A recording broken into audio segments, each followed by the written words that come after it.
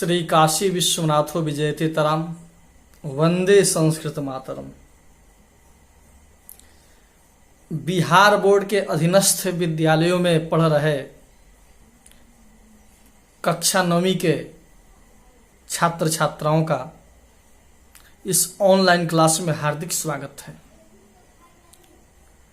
प्यारे छात्रगणों, आपकी कक्षा में चलने वाली संस्कृत की पाठ्य पुस्तक पीयूषम का आइए शुभारंभ करते हैं। पाठ का नाम है ईश स्तुति, अर्थात ईश्वर की स्तुति, ईश्वर की प्रार्थना। आप अपने किताब में देखिए, इसकी भूमिका लिखी गई है कि उपनिषदः भगवत गीता चेति जीवनस्य अभ्युदयाय विकसिता अमूल्या ग्रंथाः। उपनिषद और भगवत गीता, ये दोनों ग्रंथ जीवनस्य अभ्युदयाय, जीवन के अभ्युदय के लिए, जीवन के विकास के लिए बहुत ही अमूल्य ग्रंथ है। न मूल्य इति अमूल्य, जिसका कोई कीमत न हो, मोल न हो, वो है अनमोल या अमूल्य। तो जीवन को सुधारने के लिए जो ग्रंथ हैं, उन ग्रंथों में भगवत गीता तथा उपनिषद अमूल्य ग्रंथ हैं। उपनिषदः अनेकेषां ऋषीणां विचारान् प्रकटयन्ति। प्यारे छात्रों, उपनिषदों की संख्या 108 होती है, जैसा कि आप जानते होंगे। संस्कृत साहित्य में 4 वेद, 6 शास्त्र, शास्त्र को वेदांग भी कहा जाता है, 18 पुराण और 108 उपनिषद होते हैं। तो ये जो उपनिषद है, ये उपनिषद क्या है? तो विभिन्न ऋषियों ने अपने अनुभव के आधार पर उपनिषदों की रचना किया है। तो ये जो उपनिषद है, विभिन्न ऋषियों के विचारों को प्रकट करते हैं। लेकिन भगवत गीता तो केवलस्य योगेश्वरस्य कृष्णस्य, किंतु भगवत गीता है वो भगवान श्री कृष्ण के विचार को प्रकट करता है। अर्थात उपनिषद अनेक ऋषियों के विचार को प्रकट करते हैं। जिस ऋषि ने जिस उपनिषद की रचना किया, उस ऋषि का या ऋषि समूहों का विचार उपनिषद करते हैं। लेकिन जो भगवत गीता है, वो साक्षात भगवान श्री कृष्ण ने जो अर्जुन को उपदेश दिया, उस उपदेश के द्वारा जन्म हुआ श्रीमद् भगवत गीता का। उभयत्र अपि परमात्मनः सर्वशक्ति संपन्नता दर्शिता। लेकिन दोनों ग्रंथों में, चाहे उपनिषद हो चाहे श्रीमद् भगवत गीता हो, दोनों जगह एक ही चीज बताने का प्रयास किया गया है कि इस संसार को चलाने वाला, इस संसार का नियंता वो पर ब्रह्म परमेश्वर है, वो ईश्वर है, वो सर्वशक्तिमान है। अस्मिन् पाठे, इस पाठ में तस्यैव परमेश्वरस्य स्तुतिः वर्तते।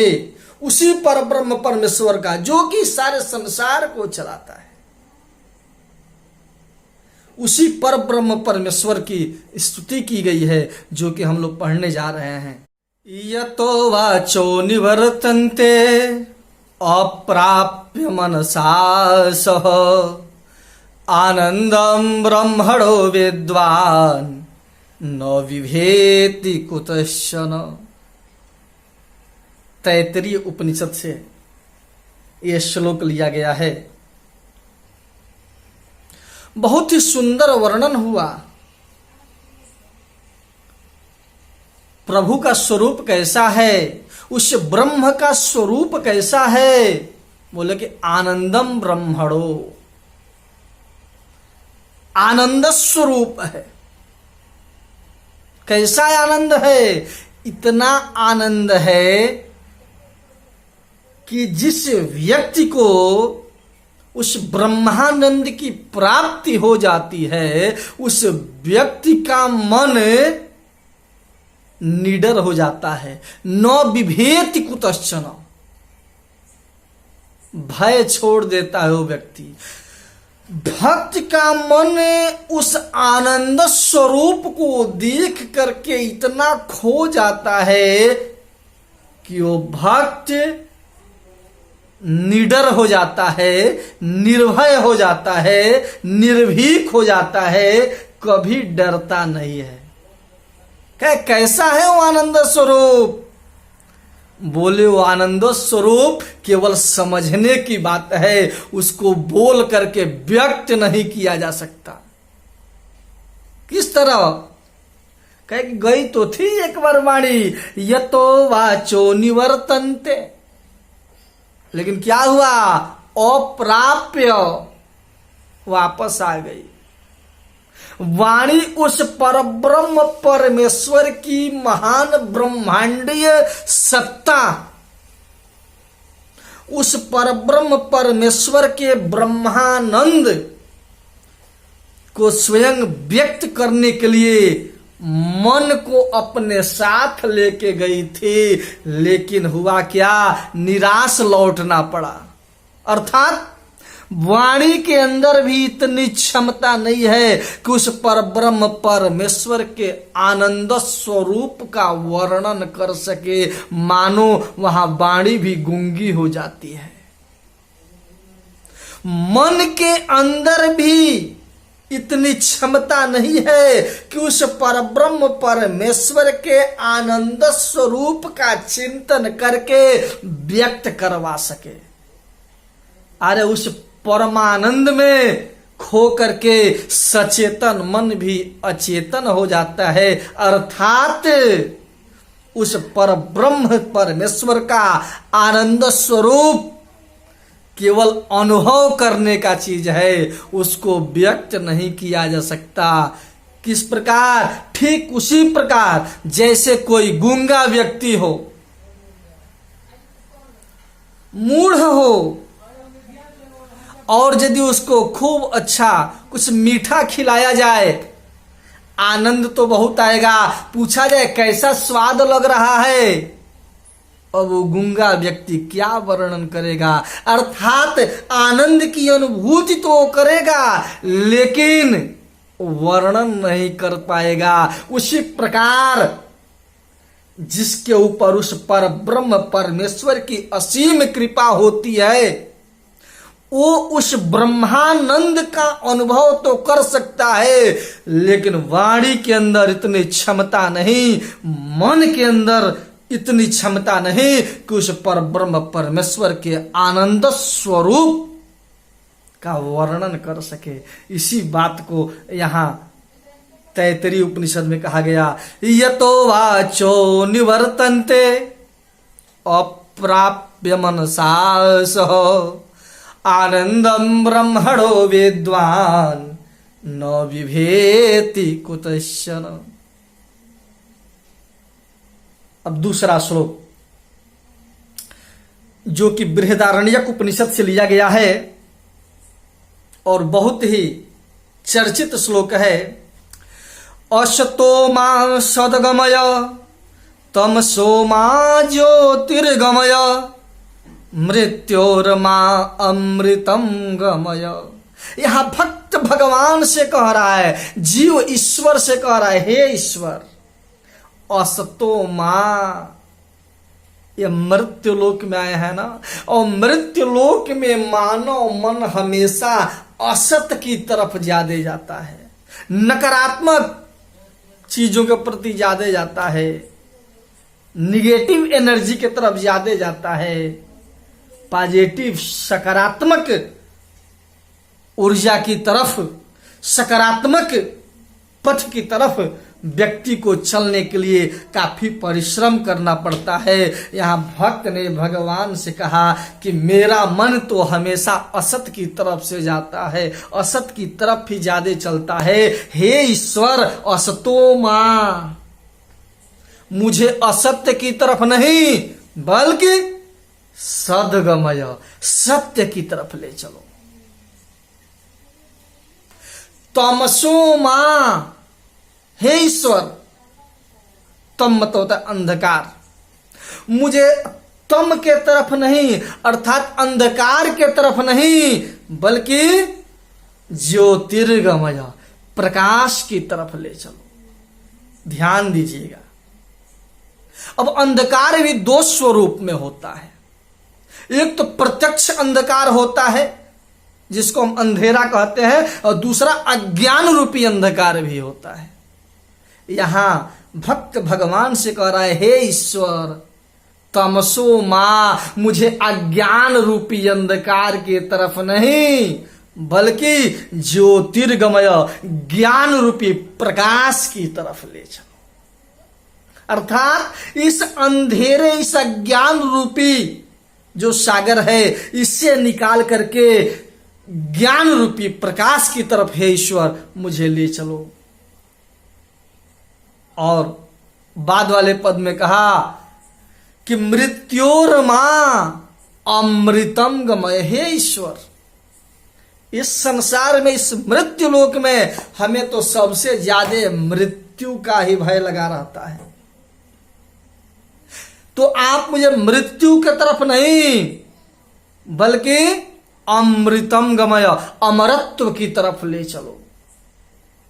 हे ईश्वर आप ऐसा कीजिए कि हमारे अंदर जो मृत्यु का भय है वो मृत्यु का भय समाप्त हो जाए और हम अमरत्व की तरफ बढ़ें, हम आत्मा का बोध करें।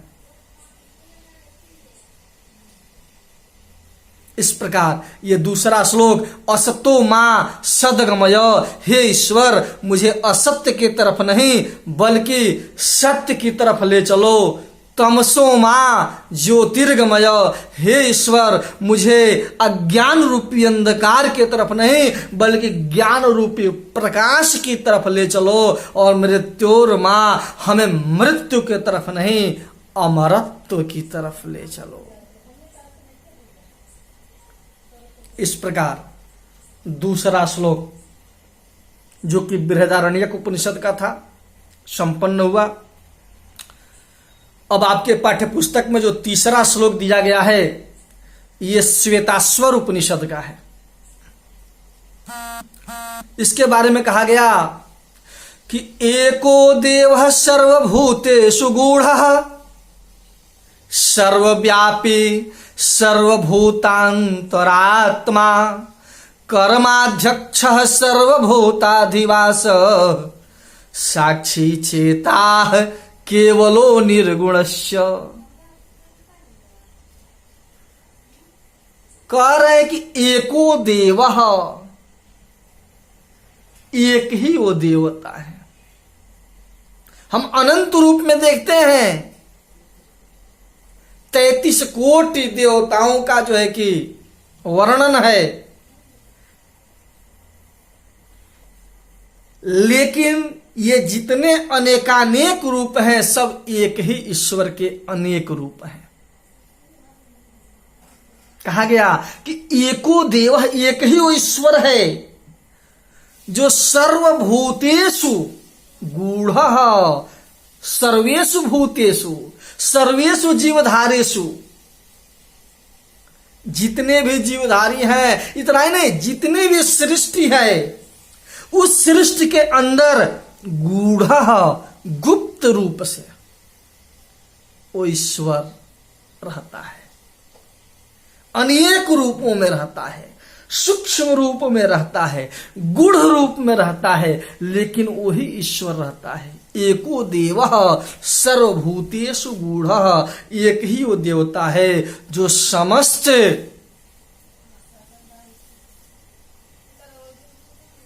जीवधारियों में, सृष्टि में गूढ़ रूप से, गुप्त रूप से, सूक्ष्म रूप से रहता है। और क्या? सर्वव्यापी, वो सर्वव्यापी है, हर व्यापक सर्वत्र समाना, अंडज पिंडज स्वेदज उद्विज, जितने भी जीव के प्रकार हैं सबके अंदर, और केवल जीवों में नहीं, यहां का पूरे ब्रह्मांड में सर्वव्यापी है वो। जत्र तत्र सर्वत्र, हर जगह वो सर्वव्यापी है। उसको खोजने के लिए कहीं जाने की जरूरत नहीं है। यदि विश्वास हो तो हर जगह विराजमान है। हमारे अंदर भी विराजमान है, हमारे बाहर भी विराजमान है, हमारे आंतरिक ब्रह्मांड में विराजमान है, हमारे बाह्य ब्रह्मांड में भी विराजमान है। हर जगह सर्वव्यापी। और क्या? सर्वभूतांतरात्मा, समस्त सृष्टियों के अंतरात्मा में उस ईश्वर का वास है। सर्वभूतांतरात्मा, सभी सर्वभूतों के, समस्त जीवधारियों के, समस्त सृष्टि के अंतरात्मा में उस एक ईश्वर का वास है। करता क्या है वो? बोलते कि मनुष्य या कोई भी जीव जो करता है वही तो करवाता है। जिस दिन वो साथ छोड़ देता है जीव तो निर्जीव हो जाता है। कर्माध्यक्ष, कर्म कराने वाला है, वही कर्म कराता है। सर्वभूताधिवास, उसका अधिवास, उसका स्थायी निवास सर्वभूतों के अंदर ही है। सबके अंदर ही उसका अधिवास है। तो कहा कि भाई इतने जगह एको देव सर्वभूतेषु गूढ़, सभी लोगों के अंदर गूढ़ रूप से रहता है, सर्वव्यापी है, सर्वभूतांतरात्मा है, फिर कर्माध्यक्ष है, सबके अंदर उसका निवास होता है। फिर उसको हम देखते क्यों नहीं है? कभी तो दिखता, कभी दिखता क्यों नहीं है? तो कहे कि साक्षी चेता केवलो निर्गुणश्च। अब वो नहीं दिखता तो हमारा दोष है, क्योंकि जिस प्रकार सूक्ष्माति सूक्ष्म जीवों को देखने के लिए हमें सूक्ष्मदर्शी यंत्र की जरूरत पड़ती है, उसी प्रकार पर ब्रह्म परमेश्वर को देखने के लिए हमें दिव्य चक्षु की जरूरत पड़ती है। उस पर ब्रह्म परमेश्वर को सिर्फ वही व्यक्ति देख सकता है, साक्षी चेता केवलो निर्गुणश्च, जो निराकार ब्रह्म देखने की क्षमता रखता हो, जो निराकार ब्रह्म को देखने की साहस रखता हो, वो व्यक्ति उस एकमात्र देव को देख सकता है जो कि हर जगह विराजमान है। तो कहा गया कि एको देवः सर्वभूतेषु गूढ़ः सर्वव्यापी सर्वभूतांतरात्मा कर्माध्यक्षः सर्वभूताधिवासः साक्षी चेताः केवलो निर्गुणस्य। इस तरह से तीसरा श्लोक संपन्न हुआ। अब इसके बाद चौथा श्लोक शुरू होता है, जो कि श्रीमद् भगवत गीता से लिया गया है।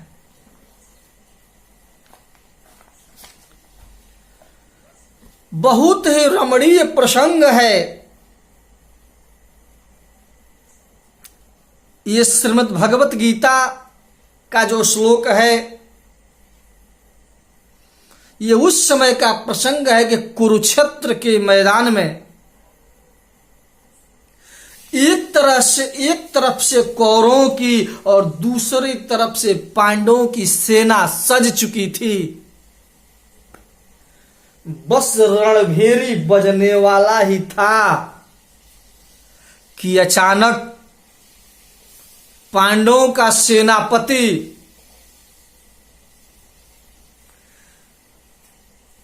अर्जुन अपने गांडीव को रथ पे रख दिए। अर्जुन ने श्री कृष्ण से कहा कि मैं युद्ध नहीं कर सकता, क्योंकि अर्जुन के मन में माया मोह आ गया। भगवान श्री कृष्ण ने उस समय अपना विराट स्वरूप दिखलाया।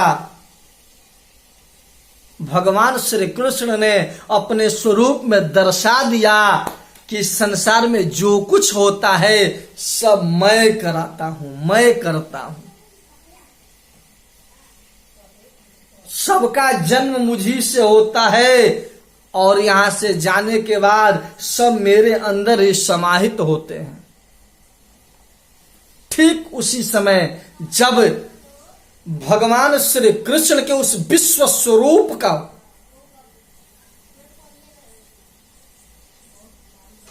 अर्जुन ने देखा तो अर्जुन अपने हाथ को जोड़ लिए और अर्जुन ने कहा, और वही श्लोक आपके इस 9वीं कक्षा के पहले पाठ के 4थे श्लोक के रूप में दिया गया है। श्लोक है कि त्वमादिदेवः पुरुषः पुराण त्वमस्य विश्वस्य परम निधानम् वेतासि वेद्यं च परम च धाम त्वया ततं विश्वमनंत रूपम। हे प्रभु, अभी तक तो मैं आपको सिर्फ अपने सखा मानता था, सामान्य मानता था, लेकिन आज मैंने जान लिया कि आप कोई सामान्य पुरुष नहीं हैं। त्वमादिदेव, आप आदिदेव हैं। पुरुषः पुराणः, आप पुराण पुरुष हैं, आदि पुरुष हैं। पुराणों ने आपकी ही गाथा को गाया है। त्वमस्य विश्वस्य परम निधानम, ये सारा संसार आपकी ही क्रीड़ा स्थली है। ये सारा संसार आपके ही द्वारा बनाया गया है। वीरतासि वेद्यम च परम च धाम। हे प्रभु, आप जानने योग्य हैं, आप परम धाम हैं।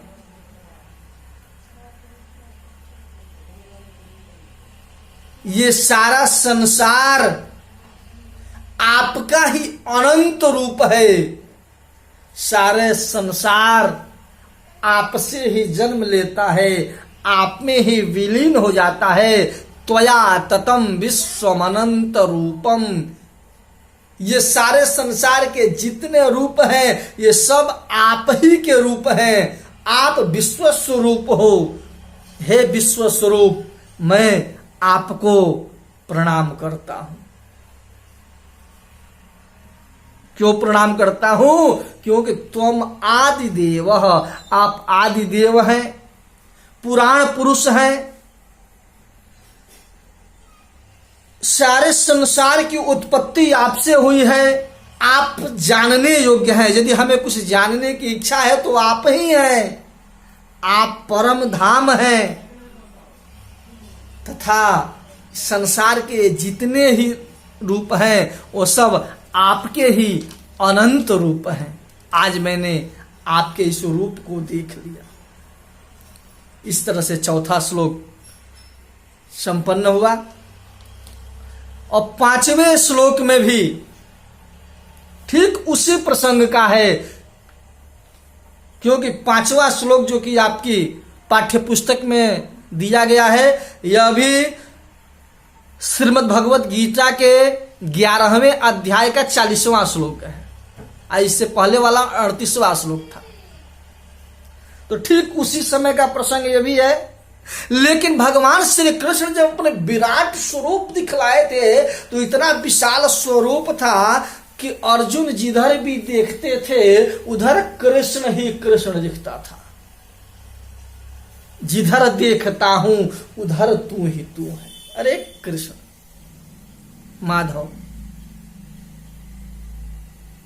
अभी तक तो मैं माया मोह में फंसा हुआ था कि इनसे लड़ रहा हूं, उनसे। मैं तो देख रहा हूं सबके अंदर तो तुम ही हो। सामने देखता हूं आप ही हो, पीछे देखता हूं आप ही हो, बाएं आप ही हो, दाएं आप ही हो, ऊपर आप ही हो, नीचे आप ही हो, हर जगह तो आप ही दिख रहे हो, तो मैं आपको प्रणाम कहां से करूं? सिर्फ इधर आगे से प्रणाम करता हूं तो पीछे भी आप ही हो।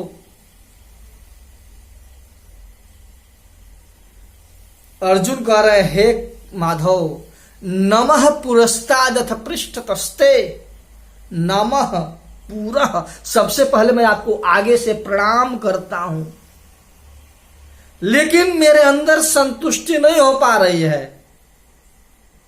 क्यों? अरे इधर आप हैं तो पीछे भी आप ही हैं, तो मैं आपको आगे से प्रणाम करता हूं, पृष्ठतस्थे, पीछे से भी प्रणाम करता हूं। नमोस्तुते सर्वत एव सर्व। अरे माधव, सिर्फ आगे और पीछे ही आप रहते तब न दोष हो जाता। मैं तो जिधर देख रहा हूं आप ही हैं, दाएं बाएं ऊपर नीचे, तो इसलिए मैं आपको अब हर तरफ से प्रणाम करता हूं।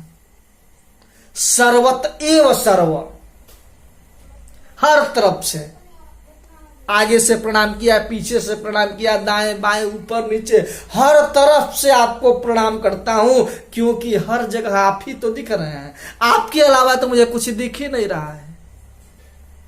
अनंत वीर्यमति विक्रमस्त्वम, आप अनंत पराक्रमशाली हैं, अत्यंत बलशाली हैं, आपकी पराक्रम इस संसार में अतुलनीय है।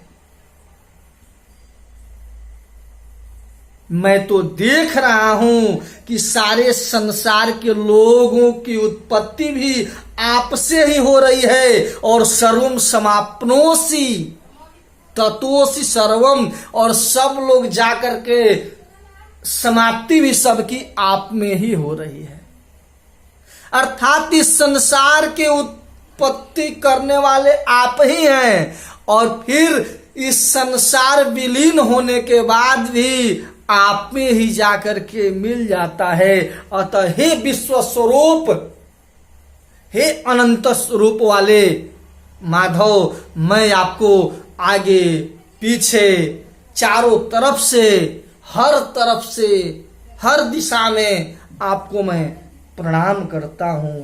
तो यहां अर्जुन ने कहा कि नमः पुरस्तादथ पृष्ठतस्ते, नमोस्तुते सर्वत एव सर्व, अनंत वीर्यामित विक्रमस्त्वं, सर्वं समाप्नोषि ततोषि सर्वम्।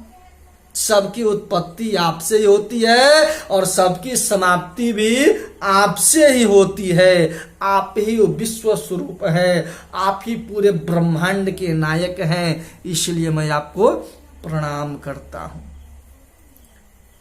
इस प्रकार से आपकी पीयूषम पाठ में वर्णित पाठ, प्रथम पाठ इस स्तुति पूर्ण हुआ। यदि किसी भी छात्र को कोई समस्या हो, प्रश्नोत्तर संबंधित भी, तो आप कमेंट बॉक्स में अपना प्रश्न लिख करके भेजेंगे, कोशिश किया जाएगा कि उसका समुचित उत्तर भी आपको प्रदान किया जाए। अन्य जो भी सुझाव हो आप कमेंट बॉक्स में अवश्य ही देंगे। जय तु संस्कृतम, जय तु भारतम।